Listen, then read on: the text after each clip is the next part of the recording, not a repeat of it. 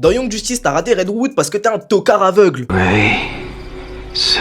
Ouais, c'est assez compliqué le personnage de Redwood dans Young Justice. Surtout que dans la série, il y a les mis toute la Bat Family qui font que des complots de ouf. Déjà, t'as Dovis G. Grayson où lui, on a eu son ascension de Robin à la saison 1, ultra stylé à Nightwing de la saison 2 à 4 où il est toujours aussi bien respecté. Juste après, t'as Tim Drake, première apparition dans la saison 2. Le mec, on l'envoie faire le sale boulot vu que c'est un gamin, puis sur les autres saisons, on le retrouve encore, mais cette fois-là, plus en retrait. Ensuite de ça, on aura la célèbre Cassandra Cain qui elle aussi aura un vrai arc psychologique avec sa mère qui est Lady Shiva où elle sera tiraillée avec elle. Puis dans le reste de l'équipe, on aura Batman classique, Spoiler et Barbara, mais vas-y, les trois là, c'est pas forcément les plus intéressants d'après moi. Et là, tu me diras, où est passé Redwood? Eh bien, il est présent, mais sous forme d'hologramme dans sa première apparition dans la saison 2. Et on en déduit qu'il est mort comme dans le passage de 1-2 dans la famille dans les comics, où le Joker le tabasse violemment pour l'exterminer. Et c'est à ce moment-là que la théorie commence parce que si je te souviens bien, dans la saison 3, t'aperçois un mec avec une capuche sur Infinity Island. Et au même moment, ce mec dit Grayson, pile après le focus sur l'enfant que tient Tala al Ghul, qui est possiblement Damian Wayne. Donc on peut facilement déduire qu'ils l'ont foutu dans le puits de Lazare et qu'il est en train de reprendre petit à petit connaissance. Suite à ça, dans la saison 4, on le voit encore à différents moments et même à un moment où Talia tient encore Damian dans les mains. Donc ça confirme encore une fois que ce type est Jason Todd, même si on voit pas concrètement sa gueule. Mais bon, tu l'auras compris, ce mec a toujours été dans la Young Justice. Et n'oublie pas, si t'es pas du même avec moi, c'est que t'aimes sûrement pas les noirs qui parlent de cinéma sur internet.